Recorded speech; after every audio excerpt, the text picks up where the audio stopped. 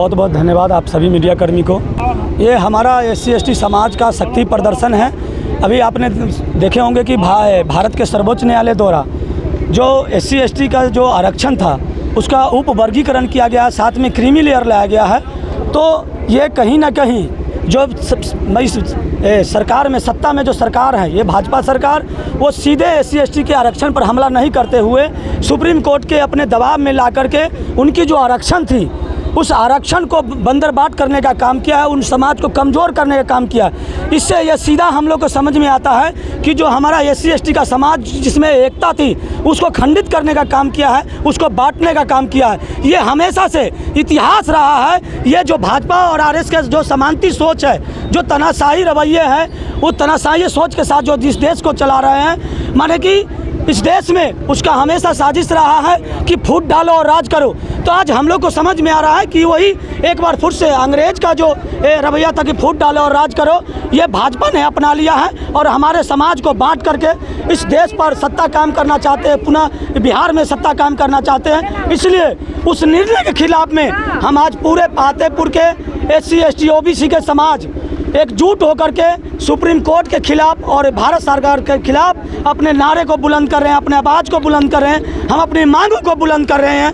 इस आज की भारत बंदी से अगर हमारी आवाज़ को नहीं सुना गया, हमारी मांगों को नहीं पूरा किया गया, तो इससे भी बड़ी जन सलाब में उग्र होकर के हम अपने अधिकार के लिए इस फतेहपुर के धरती पर, बूथ की धरती से हम इस आंदोलन को आगाज करेंगे और दिखा देंगे इस सरकार को कि हम कमज़ोर नहीं हैं, हम बटे हुए नहीं हैं, हम अपने अधिकार के लिए लड़ने और मिटने के लिए तैयार हैं और हम अपने अधिकार को लड़ करके बलिदान दे करके बचाने का काम करेंगे। जार बंद कराए हैं इसलिए जे भारत सरकार बंद करने आए हैं। जार बंद कराए हैं इसलिए जे भारत सरकार बंद करने आए हैं।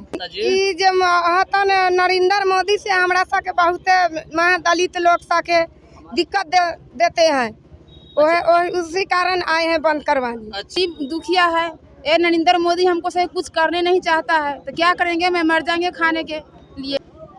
ये बंद हो रहा है, ये पूर्व निर्धारित कार्यक्रम है। एक दिन भारत बंद का बहुत पूर्व से ये संगठन का तरफ से आह्वान किया गया था, क्योंकि आरक्षण को धीरे धीरे ख़त्म करने का किया जा रहा है और अगर इसका विरोध नहीं किया जाए तो हम समझते हैं ये आरक्षण को पूरे ख़त्म कर देंगे। ये आरक्षण तोड़ने का, SC को बांटने का रोक लगे, इसके लिए हम लोग बंद करा रहे हैं। मेरा नाम तारक चौधरी हो गया, मैं यहाँ का पूर्व जिला परिषद हूँ, मैं यहाँ के स्थानीय कार्यकर्ता हूँ। पहले आप सभी मीडिया बंधु को बधाई देते हैं कि इस लड़ाई में आप लोग हम लोग के साथ दिए और यहाँ तक आए, इसके लिए बहुत बहुत धन्यवाद। जी सर, ये तो टेलर है, बहुत अभी जागरूक होना बाकी है और इस आप लोग के माध्यम से, आप सभी के माध्यम से जागरूक हो रहे हैं।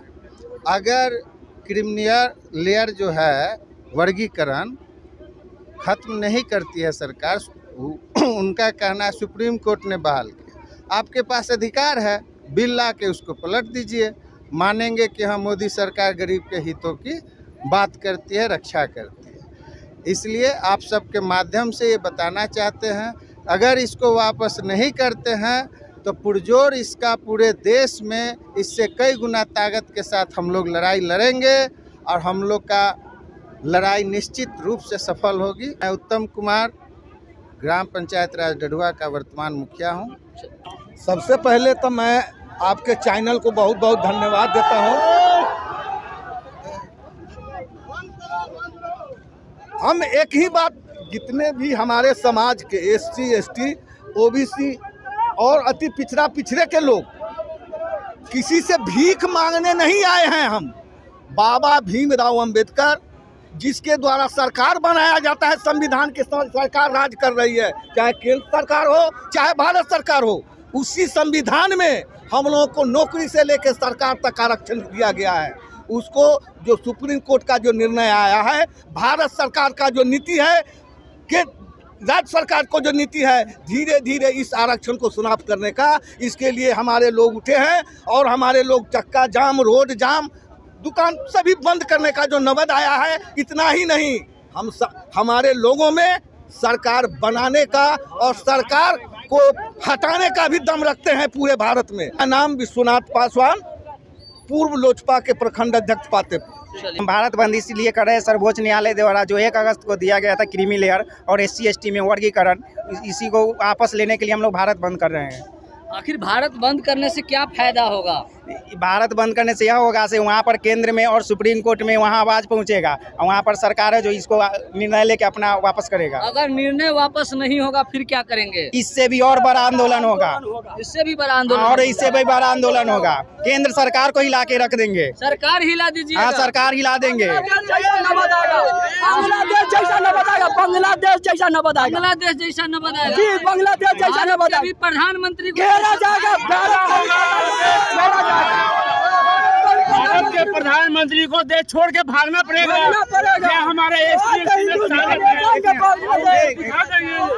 देखिए, प्रधानमंत्री महोदय है जो झूठ खुद बोलते हैं, खुद के झूठ बोलते हैं। वो खुद के एक डायलॉग बोले थे, मेरा क्या है कुछ भी नहीं, झोला लेके चला जाऊंगा। आखिर जाए तो जाए, अब उनका नंबर आ गया है, वो जाए, भारत छोड़ के जाए, उनका अब आ गया है। भारत बंद है और भारत बंद पर यही कहेंगे कि जो सुप्रीम कोर्ट के इधर से जो बात आया है उस पर हम लोग वापस ले, नहीं तो हम लोग एक दिन अगर नहीं होगा तो हम लोग 5 दिवसीय तक हम लोग ये आंदोलन करेंगे। मानो अब 5 दिवसीय भी आंदोलन कीजिएगा? जी करेंगे। पूरा चलेगा, 5 दिवसीय क्या, प्रत्येक महीना चलेगा, 1 महीना चलेगा, 1 महीना